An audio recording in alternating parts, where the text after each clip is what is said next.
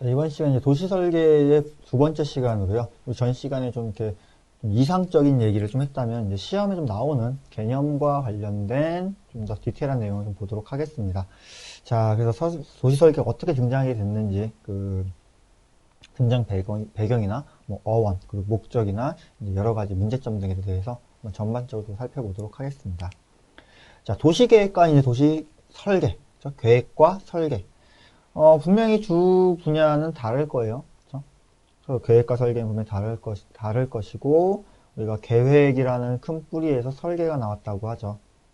그래서 계획은 보다 좀 넓은 걸 본다면, 이제 설계는 보다 좀 디테일하고, 사람 중심이고, 좀 아기자기한 공간을 좀 본다라고 많이 볼 텐데요.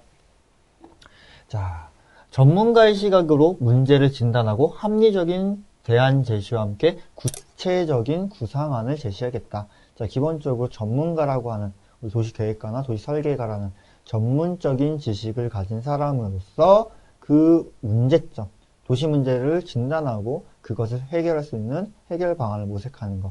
우리가 일반적으로 해오던 일이죠. 그렇죠? 여러분들이 학부 시절부터 어떤 사이트 플랜을 했을 때 문제점을 찾아내고 그랬더니 해결 방안을 제시하는, 그래서 구상안, 마스터 플랜으로 만들어주는 그런 과정이죠. 자, 그러면 어바운 플래닝, 도시계획은 뭐냐? 공공의 이익과 안전, 환경 등 사회적 문제에 대해서 포괄적인 계획을 수립한다. 자, 우리 기본적으로 공익성에 맞게끔, 공공의 이익에 맞게끔 우리는 안전, 환경 등 다양한 문제에 대해서 포괄적인 종합계획을 수립했죠. 그러니까 우리가 삶의 질 향상과 공공복리의 향상이라는 목적하에 도시계획을 하는 것이고, 도시의 기능과 사회, 경제적인 제반 요소들에 주목하고 있다. 자, 도시의 기능이라는 건 어떤 거예요? 그 도시가 어떠한 역할을 수행할 수 있는가? 혹은 주거지역이라는 것은 사람이 살고자 하는 기능이고요. 상업이라는 것은 업무, 일, 뭔가 쇼핑과 같은 기능을 수행하고, 공업이라는 것은 공장에서 물품을 생산하는 그와 같은 기능을 하고 있고, 사회 경제적인 제반 요소들, 기본적인 인프라죠. 기반시설들, 도로나 항만, 철도, 혹은 뭔가 학교, 공공정사와 같은 물리적 제반 요소들의 설치를 어떻게 할 것인가, 이런 것이 전반적으로 다루어지고 있는 것이 도시계획이다. 자, 전통적 토목과 건축으로 분리가 되어 있고, 전통적으로 토목과 건축으로 분리가 되어 있고, 문제에 대한 진단 및 합리적인 방향을 제시하고 합리성, 이해성을 바탕으로 과학적 사고를 한다. 기본적으로 저희 도시계획이라는 것은 계량 분석 이런 거 많이 하잖아요. 데이터를 통해서 왜 이렇게 되었는가 수치를 비교하고 그에 따라서 평가 분석을 하고, 거기에 뭔가 전문가들의 지식을 바탕으로 대안을 만드는 합리적인 과정을 거치는 이런 것이 이제 전반적으로 도시계획이다. 자, 그럼 도시설계, 어반 디자인은 뭐냐? 어반 디자인, 근대적인 건축의 반성을 계기로 건축, 조경, 도시계획 등 전문 분야 간의 관계 속에서 등장했다. 자, 설계는 뭐래요? 근대 건축의 반성이래요. 근대 건축의 반성.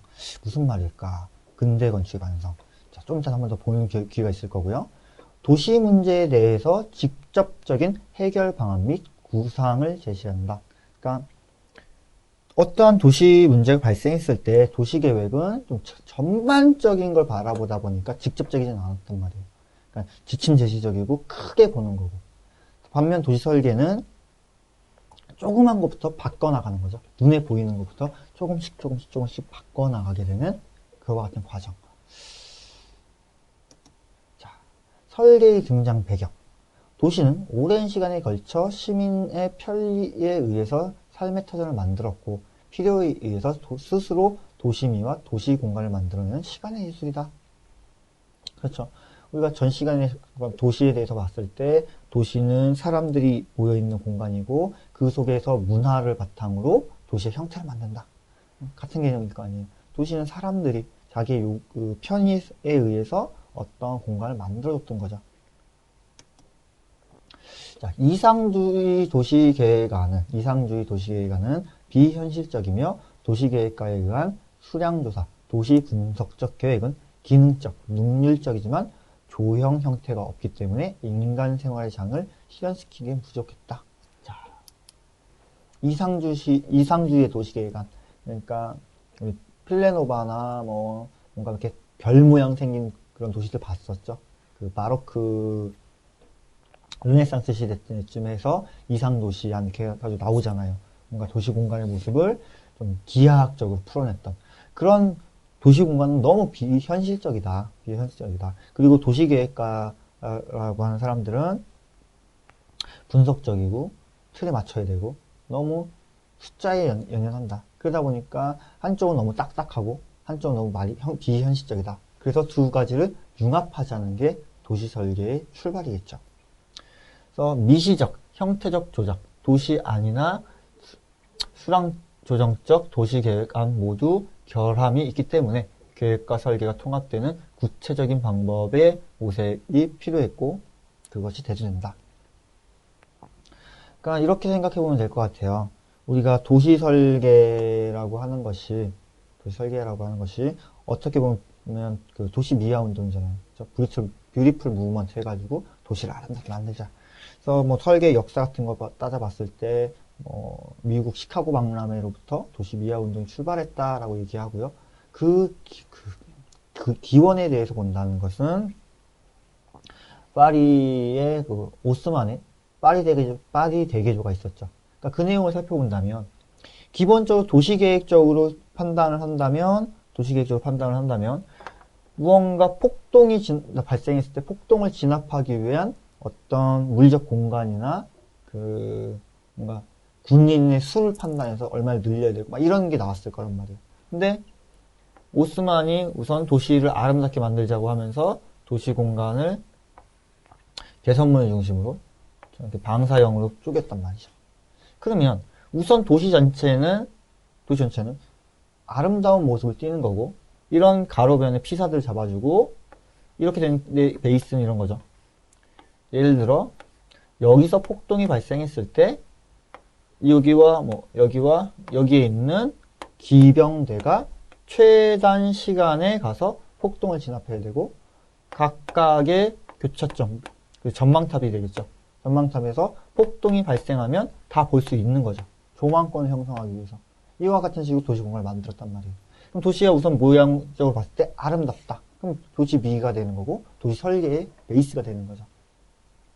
그러니까 우리가 폭동이라는 문제를 도시 계획적으로만 해결을 했다고 치면은 군대의 수를 얼마를 늘려야 되고 일정 간격마다 군부대 초소를 배치해서 감시를 해야 된다. 이렇게 얘기를 했을 수 있는 건데 설계적인 요소가 가미되다 보니까 도시 공간적인 형태를 바꿔주면서 모양을 바꿨다는 것. 이런 차이점을 한번 생각해 보면 좀 더 편하겠죠. 자, 도시 설계의 개념. 도시의 최종 형태는 개별적인 건축 행위에 의해서 만들어진다. 자, 도시의 최종 형태는 개별적인 건축 행위에 의해서 만들어진다. 무슨 말이에요? 우리가 도시계획 플래닝을 암만 세운다고 해도 그 플래닝은 쪼개놓은 대지에 건물이 들어와야 도시의 모습이 만들어지는 거죠. 그러니까 우리가 전 시간에 잠깐 얘기했지만 건축에서 바라보는 입장의 도시계획과 도시에서 바라보는 건축계획의 내용이 분명히 다르잖아요. 그래서 분명한 거는 도시라는 틀에 건물이라는 것, 건축이라는 건물이 올라와야 완성된다는 거죠. 그릇만 있어서는 분명히 완성작이 아니잖아요.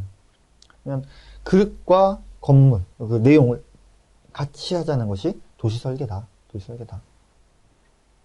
자, 1960년대 초 건축, 조경, 도시계획 등 각 분야 전문가가 동등한 자격을 가지고 참여하기 시작한 전문 분야의 활동 영역으로 도시 설계가 등장했다. 자, 중요한 말일 것 같아요.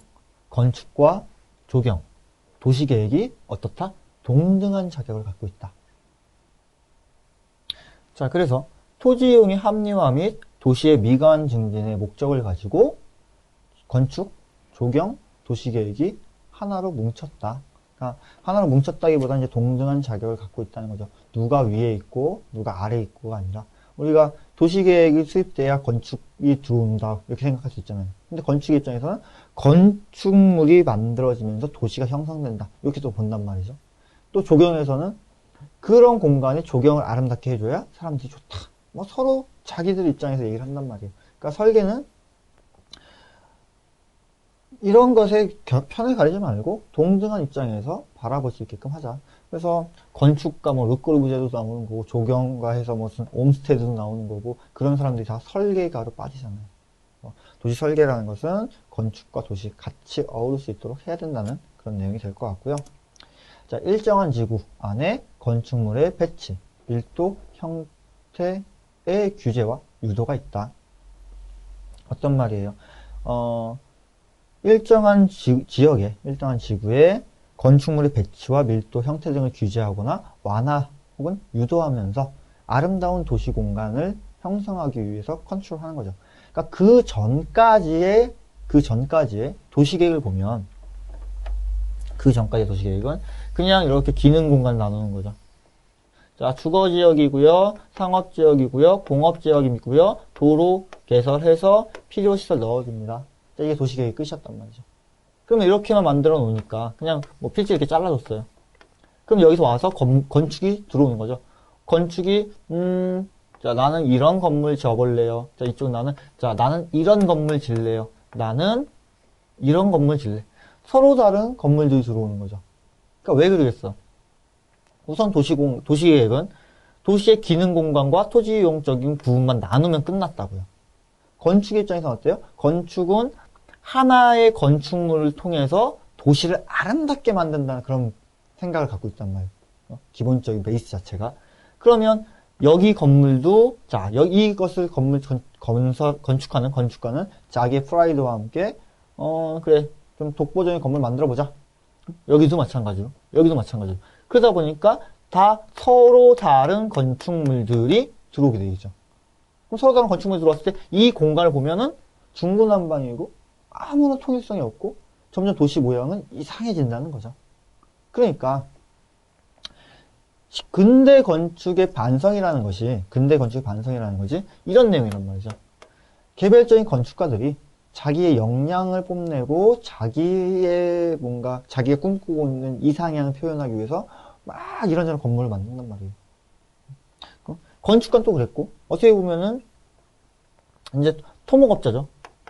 토목업자는 어때요? 돈을 벌어야 되니까 동일한 건물을 획일적으로 또 만들죠. 그냥 막 찍어내듯이 색채 이런 거 없이. 그러면 이렇게 만들어진 도시 공간을 봤을 때 한쪽은 너무 획일적이 되고 한쪽은 건물들이 너무 이상하고 전반적으로 너무 이쁘지 않다는 거죠. 그러면 자, 여기에 또 누가 들어와요? 조경이 들어오죠. 조경은 자, 이 건물 앞에 녹지 심어주고 정원 꾸며주고 막 꾸민단 말이죠. 그러면 조경 같은 경우 이 집은 장미를 좋아했다. 자, 이 집은 나무를 좋아하고요. 이 집은 뭐 물을 좋아한다. 그럼 서로들 아무런 상관없는 것들이 막 섞이는 거잖아요. 이렇게. 이거 분명히 문제가 있다. 그러니까 어떻게 하는 거야? 아예 도시공간을 만들 때 우선 도시계획에서 베이스를 일정한 지구, 일정한 범위의 조경과 건축과 도시계획이 같이 들어오고 그럼 도시계획은 적정하게 도로를 잘라줄 것이며 여기에 들어오는 건물들은 어떻게 하자? 그러면 건물 같은 경우 건물의 규모, 그렇죠? 그리고 건물의 밀도 혹은 인동 간격 같은 거 조율해서 적정한 밀도 잡아주고 자 여기에 대한 컬러는 자 우리 다 하얀색으로 합시다. 예를 들어 그러면 다 흰색 건물들이 들어오겠죠. 자 여기 층수는 10층으로 합시다. 그럼 똑같은 층이 들어오면서 스카이라인이 잡히겠죠. 이런 걸 다 규제했다는 거죠. 왜? 전체적인 도시 공간 전반적인 뷰를 만들기 위해서. 그래서 이런 것이 도시 설계다. 그래서 우리가 많이 알고 있는 부분들이에요. 분명히 도시 계획을 하면서도 지금 설계적인 부분도 하고 있는데 처음 등장했을 때를 본다면 도시 계획은 기본적으로 조닝제, 용도 지역 지구에서 토지를 분할하고 여긴 주거지역이고 상업지역이고 어떤 규제 조건을 만들어주던 게 도시 계획이라면 설계는 건축과 이 설계를 하나로 합쳐서 궁극적인 목적, 도시를 아름답게 만들자는 목적으로 들어왔다는 거. 이렇게 개념 정리해 보시고요. 자, 도시계획의 하위 개념으로서 도로, 광장, 공지 등을 보다 계획적으로 규제, 유도하는 입체적 실현 수단이다. 자, 도시계획의 하위래요. 그러니까 도시계획에서 아까 전과 똑같은 그림이잖아요. 도시계획에서 기본적인 인프라를 잡아주고 원래는 과거는 이걸로 끝났는데 여기에 들어오는 광장들, 도로라든지 광장이라든지 공원 등을 어떻게 설계해야 되고 건축물들은 어떻게 해야 되는지 규제와 유도를 한다는 거죠. 규제라는 건 어떤 거예요? 자, 여기에 있는 건물들은 뭐 몇 층으로 해라, 뭐 5층으로 해라, 건폐율은 얼마를 해라, 뭐 색칠은 어떻게 해라, 규제하는 거죠. 근데 사람들이 싫어, 나 안 할 거야, 이럴 수 있잖아요. 그렇죠? 그러면 우선 규제라는 것은 채찍이라면 당근도 줘야죠. 너가 여기 건물들이 다 흰색이니까 다 흰색이니까 같이 흰색으로 하자. 안 한다고 싫다고 하면 뭔가 규제를 통해서 할 수도 있는 거고, 아니면 자 흰색으로 했을 경우 뭐 건축비를 뭐 세금을 좀 깎아줄게, 이런 식으로 유도를 하는 거죠. 그러니까 인센티브라는 거죠. 그래서 우리 지구단위 계획에서도 우리나라 설계가 받은 지구단위 계획에서도 규제, 토지이용 규제 분명히 있고 인센티브 제도를 통해서 유도를 또 하죠. 그러니까 당근과 채찍이라는 개념을 생각해 보면 되겠죠. 우리가 공공복리 증진과 아름다운 미관 형성을 위해서 당근과 채찍을 둘 다 가지고 있다. 자, 도시설계의 어원을 한번 좀 보죠. 자, 어반 디자인. 어반 디자인이라는 것은 어반과 디자인이 합쳐진 건데, 자, 도시계획의 한계인 디자인적인 요소가 필요했다. 그러니까 도시계획이라는 건 기본적으로 토지 이용만 잡아준 거고, 어떤 계량적이고 분석적인 거고, 그런 것만 보다 보니까 디자인적인 요소, 아름다움이 분명히 부족했죠. 우리가 계획하면 딱딱해 보이잖아요, 그냥. 뭔가 탁탁 뭐 틀에 있는 것 같고, 좀 보수적인 것 같고, 하지 마라, 하지 마라, 하지 마라. 이런 게 많잖아요. 우리 가장 그 도시계획의 베이스가 용도지역도 주거지역에서는 어떤 걸 해야 되고, 상업지역에서 어떤 걸 해야 되고, 다 규제하는 거잖아요. 이런 게 도시계획이었다. 그러다 보니까 좀 디자인적인 요소, 뭔가 아름다운 공간 창출에 대한 것은 부족했고, 자, 건축의 한계와 도시적 요소의 부재다. 자, 이거 무슨 말이에요? 자, 건축 같은 경우 기본적으로 디자인적으로 상당히 충실하죠. 건물이 이뻐야 되고 아름다워야 되고 건물을 통해서 그곳의 중심, 랜드마크를 잡아줘야 되고 사람들 관심을 끌어야 되고. 그러니까 우리 맨하탄에 있는 뉴욕에 있는 그 프랭크 로이드 라이트의 구겐하임 미술관 이런 거 보면 뭐 나선형 구조로 건물이 만들어지고, 혹은 저기 오페라 하우스죠. 오페라 하우스, 시드니에 있는 오페라 하우스도 보면은 이렇게 건물 무지하게 아름답고 웅장해 보이잖아요. 그러니까 그런 건물, 개별적인 건물의 디자인적인 요소는 충분한데 그 디자인적인 요소가 도시와 어우러지기가 쉽지가 않다는 거죠. 그러니까 뭐 지금 제가 제시된 것들은 좀 큰 건물들인데 개별적인 건축물들이 하나하나 자기 잘났다고 뽐내게 되다 보니까 전반적인 경관 형성이 안 맞아진다는 거죠. 그러니까 이런 것들이 문제가 있더라. 이 둘의 한계를 보완하기 위해서 새로 등장한 전문 분야다. 즉, 건축가는 건축가가 도시도 하고, 도시가 건축도 하고. 그래서 우리 도시 설계가라고 얘기하는 사람들 보면 뭐 프랭크 로이드 라이트나 니 꼴부제 이런 사람들이 다 도시 설계가라고 보잖아요. 근데 기본적으로 건축가기도 하면서 도시 계획가기도 하고, 그래서 도시 설계가라고는 말을 하죠. 두 분야를 섞었다. 그래서 과거에 뭐 시빅 디자인이다, 뭐 시티 디자인, 뭐 타운 디자인, 환경 디자인 등이 함께 사용돼서 적용됐다. 어반 디자인이라는 것이 1960년대에 등장하면서 초창기에는 이제 말이 상당히 혼용되고 있는 거죠. 어쨌든 기본적으로 다 이제 디자인적인 요소가 가미되는 공간이었다. 그래서 우리가 시티와 어반을 좀 구분해서 본다면 좀 될 것 같아요. 그러니까 시티는 어떻게 보면 명사죠. 하나 정해진 것을 이제 꾸민다고 하면, 우리 어반이라는 건 좀 형용사잖아요. 도시스러움. 그렇죠? 그러니까 도시스럽게 만들자. 이게 어반 디자인이잖아. 그러니까 시티 디자인이라고 했을 때는 도시를 만든다는 거잖아요. 도시를 디자인한다. 도시를 뭐 공간을 설계한다. 그런데 어반 디자인이라는 것은 도시답게 만든다는 거죠. 도시답게. 이 두 가지 차이점을 좀 인지를 해서 보면 될 것 같아요. 그래서 1960년대 이후 어반 디자인이라는 용어를 사용했다. 1970년대 이후는 이제 어반 디자인으로 통일되면서 우리가 도시를 만드는 것이 아니라 도시다운 공간을 만드는, 이런 느낌은 우리 한때 TV 광고에서도 있었죠. 집은 사는 것이 아니라 사는 곳이다. 같은 개념이, 이런 느낌일 것 같아요. 어떤 이렇게 너무 물질적으로만 접근을 해서 집을 금전적으로 산다는 개념보다 사람이 그곳에서 살고 있는 곳이다. 그래서 사는 것이 아닌 사는 곳이다. 같은 개념, 비슷한 느낌이잖아요. 도시라는 것은 시티 디자인과 어반 디자인. 도시를 만드는 것이 아니라 도시답게 만드는 것. 시티 디자인은 도시를 설계한다 또는 도시를 설계하는 일이라고 한다면 어반 디자인은 도시적인 설계 또는 도시스러운 설계다라고 생각해 볼 수 있겠죠. 그래서 우리가 하고 있는 것이 이제 어반 디자인.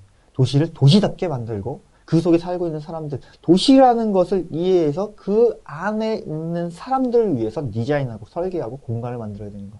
이런 것들이 도시 설계다. 자, 그럼 이런 도시 설계의 목적은 어떻게 되나? 자, 도시의 물리적 환경 일체를 설계하여 의도한 대로 조성하기 위해서 한다. 자, 우선 도시가 품고 있는 물리적 환경들을 의도한 대로, 즉 계획가의 의도, 설계가의 의도, 전문가의 의도에 맞게끔 공간을 창출하자는 거죠. 그러니까 우선 누군가의 힘이 가해진다는 건데 아무래도 전문가라는 입장에서 봤을 때 보다 살기 좋은 공간을 만들 수 있다는 거죠. 그래서 뭔가 전문가의 의도에 따라서 물리적 환경을 조성하는 것이고 도시의 물리적 환경을 구성하는 모든 요소에 대해서 세부적인 설계 도안을 작성한다. 세부적인 설계 도안, 가이드라인 제시해주고 봐줘야 되죠. 왜냐하면 누가 했어? 전문가가 있잖아요. 전문가가 했다는 것은 내가 아는 지식들을 알려줘야 되는데 일반인들이 만들 거 아니에요. 그러니까 어떻게 보면 그렇죠.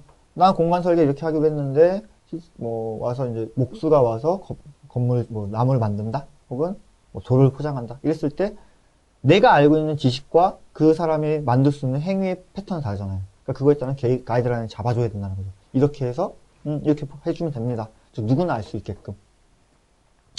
규제와 유도로는 간접적인 방법을 통해서 물리적 환경을 바람직한 방향으로 관리하기 위해서 들어온다. 자, 우선 규제와 유도.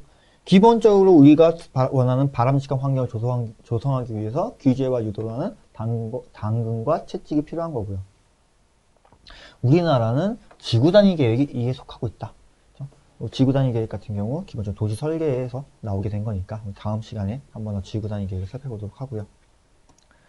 자, 그러한 도시 설계의 역할은 무엇이냐? 도시 공간 구성 요소 간의 관계 형성과 공공성의 증진이 필요하다. 도시의 구성 요소. 도시라는 것의 유기적 구성 요소를 통해서 우리는 도시는 뭐 유기적 생명체다 이런 말 하잖아요. 도시는 성장하고 그러니까 그런 관계 속에서 공공성, 거주민을 위해서 삶의 질 행복을 위해서 공공성을 증진시켜야 된다. 이런 목표와 목적을 갖고 다 해야 된다는 거고 다양한 주체 간의 관계를 조율해야 된다. 처음부터 등장했을 때부터 보면 건축, 조경, 토목 다 함께 들어오죠. 그러다 보니까 이 사람들을 서로 조율할 수 있는 능력이 있어야 된다. 다양한 분야 사이에서 역할을 조정하자. 그래서 우리가 계획가 혹은 설계가 요즘 트렌드는 이런 말을 하잖아요. 도시계획가 혹은 도시설계가는 오케스트라의 지휘관이 되어야 된다. 자, 오케스트라의 지휘관이라는 건 어떤 거예요? 개별적인 악기를 하나하나 다 다루지 못하더라도 그 전체의 음색을 맞출 줄 알고 그에 따라서 강한 건 약하게, 약한 건 강하게 조율해 나가는 역할을 하는 거죠. 그렇다고 해서 지휘관이 막 그렇게 티가 나거나 화려하거나 이건 아니잖아요. 분명히 뒷모습을 보이죠. 관객들에게 뒷모습을 보이지만 내 뒷모습을 통해서 내 오케스트라의 전반적인 음색을 조율하고 리듬과 흐름을 잡아주는 이게 어떻게 보면 도시계획가의 역할이라는 거죠. 그래서 현대사회에서도 충분히 우리 계획가들이 하고 있는 게 어떻게 보면 주민들과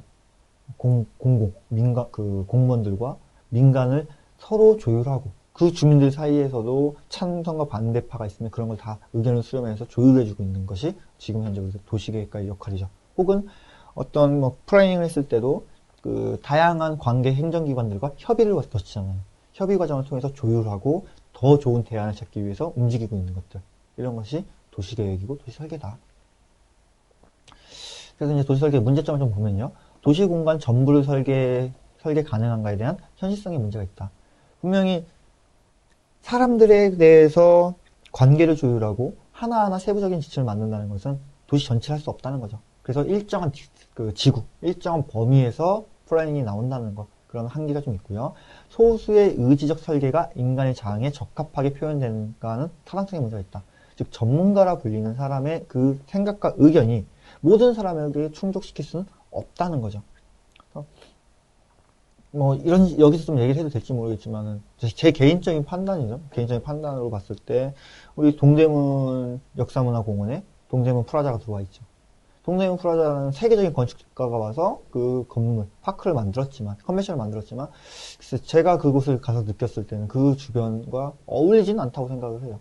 그러니까 어떻게 보면 그 넓었던 공터의 색감도 좀 안 맞고, 형태적인 것도 안 맞고, 디자인적인 컨셉에서는 그런 성곽이라는 걸 잡았다고 하지만, 그 주변을 한 바퀴 삥 돌아보면, 동대문 패션타운들 해가지고 막 건물도 있고, 고층 빌딩 사이에 갑자기 푹 꺼진 이상한 건물? 뭐 이런 느낌이 든다는 거죠. 저한테는.